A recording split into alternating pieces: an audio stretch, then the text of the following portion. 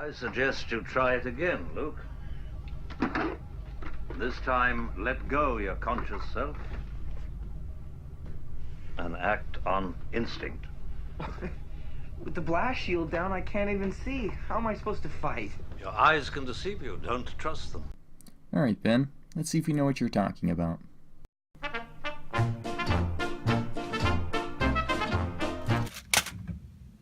They're here. So, $3.79 for these calipers, with free shipping. Do I have the right to be worried after watching a video like this?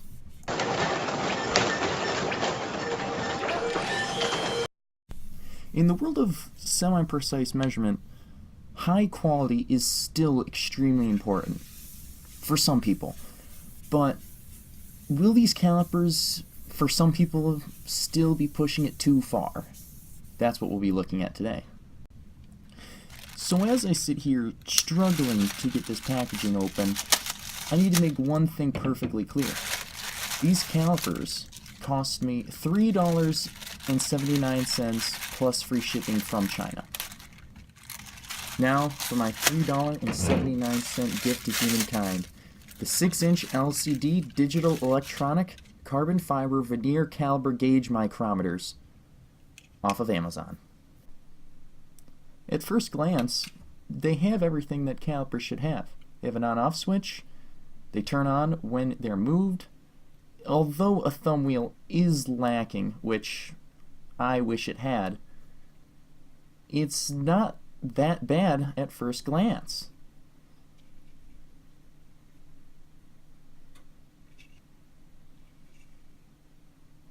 Seems to zero pretty nicely, and it has inches and metric.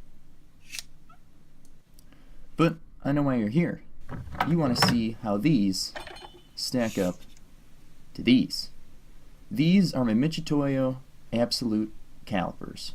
They are my pride and joy, and I got them as a 16th birthday gift. The first thing I naturally go for is how does it feel in my hands? Is it easy to use? Is it fun to use? And I'll be perfectly honest, these aren't bad. They don't feel rough. I've felt much, much worse. But taking a quick look, I've also noticed that there's a slight curve in the calipers themselves, which is not a good sign, even though these are made out of a very low quality plastic. Here you can see me pointing out the accuracy, which obviously is very bad. So compare this to something like my Mitutoyos, which have an accuracy of half a thou to a thou. There is no comparison for when it comes to measurement. Another thing to point out is the utter smoothness of these calipers. They're made of ground stainless steel. They're going to be smooth. And that is a nice thing, especially when it comes to finite adjustment with calipers. So getting into some rough measurement comparisons, I have here an airbrush needle, which happens to be 50 thou according to factory spec. So measuring them with the Mitutoyo calipers, of which I'm cleaning off the jaws and re-zeroing, we can see that they're 50 thou plus half a thou. 50 thou plus half a thou, and 50 thou plus half a thou, all the way down the shank. Now, compare this to these calipers, also wiping off the jaws, even though it's probably not necessary. We measure and we see 50 thou. We see 40 thou now, 40, 50. And we see 40, 50 thou again, depending on how hard I press. Now, according to the accuracy sheet, these aren't off at all. Even though in a shop setting, this part would be scrapped according to these calipers. Now, in comparison to the Mitutoyos, this part would have been perfectly fine. Now, looking at another semi-precise form of measurement, we're looking at an X-Acto blade. And we can see that it's about 25 thou across plus half a thou. Now, looking at it with the other set of calipers, we see it's reading more like 20 thou, and that's only because there is no thousands place on these calipers. Which I guess we can only really come to expect from calipers coming from China that cost me $3.79 with free shipping. So looking at these calipers in terms of spec, they're what they're supposed to be. But when it comes to something a lot more important, say a shop setting, these calipers would have had a lot of parts thrown away.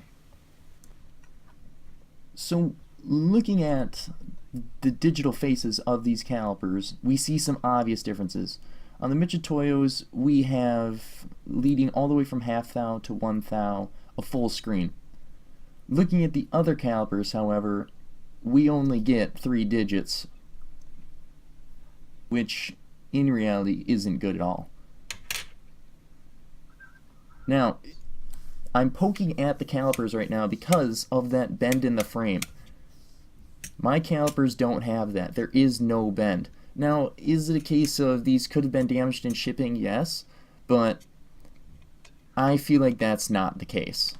These things I don't feel like were damaged in shipping. Again, looking at it from the side, you can see a slight bend in the frame of the calipers.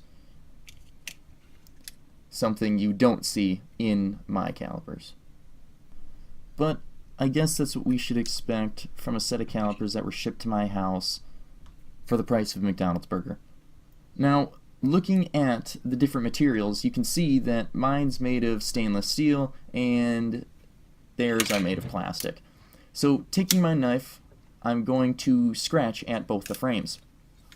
So, as you can see, my knife really doesn't make a dent. When scratching at the other set of calipers, we can see that it's just made of a cheap plastic that was probably made in an injection machine somewhere.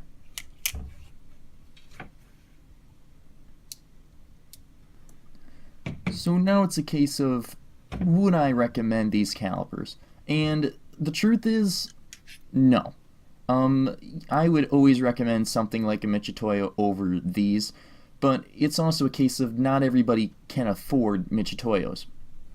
The truth is, there are other reputable companies that make cheap product, such as Insize, for example. They make a great product.